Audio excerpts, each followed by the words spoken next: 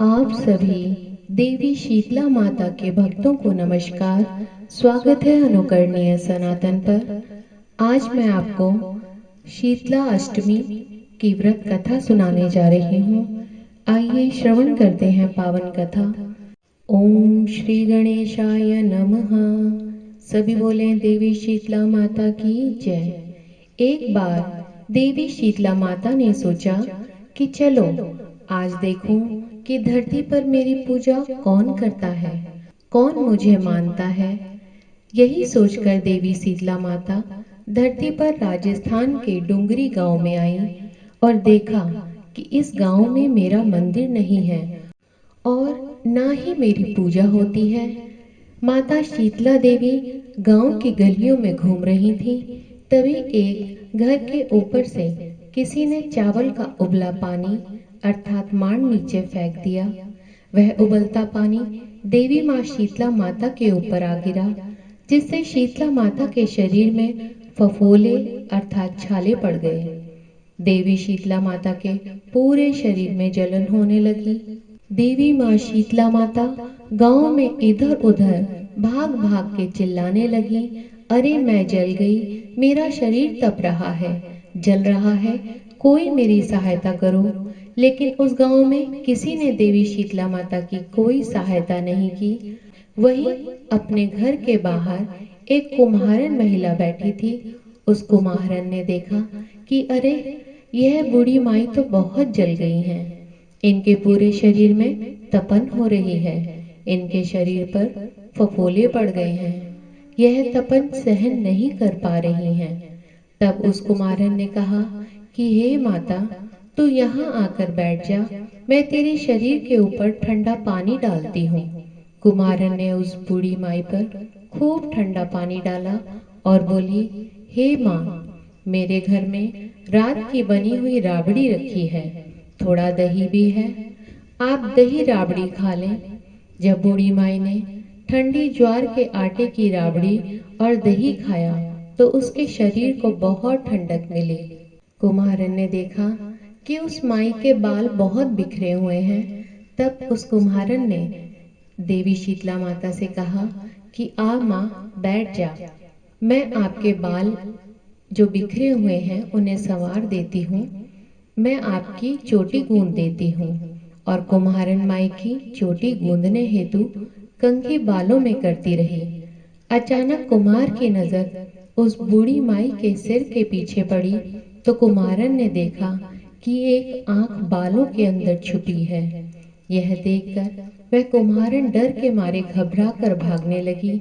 तभी उस बूढ़ी माई ने कहा, रुक जा बेटी, तू डर मत, मैं कोई भूत प्रेत नहीं हूँ, मैं तो शीतला देवी हूँ। मैं तो इस धरती पर देखने आई थी कि मुझे कौन मानता है, कौन मेरी पूजा करता है। इतना कहकर माता चार भुजा वाली हीरे जवाहरात के आभूषण पहने, सिर पर स्वर्ण मुकुट धारण किए अपने असली रूप में प्रकट हो गई। देवी माता के दर्शन कर कुम्हारन सोचने लगी, अब मैं ठहरी गरीब इन माता को कहाँ बैठाऊं। तब देवी माँ बोली, हे बेटी, तुम किस सोच में पड़ गई हो।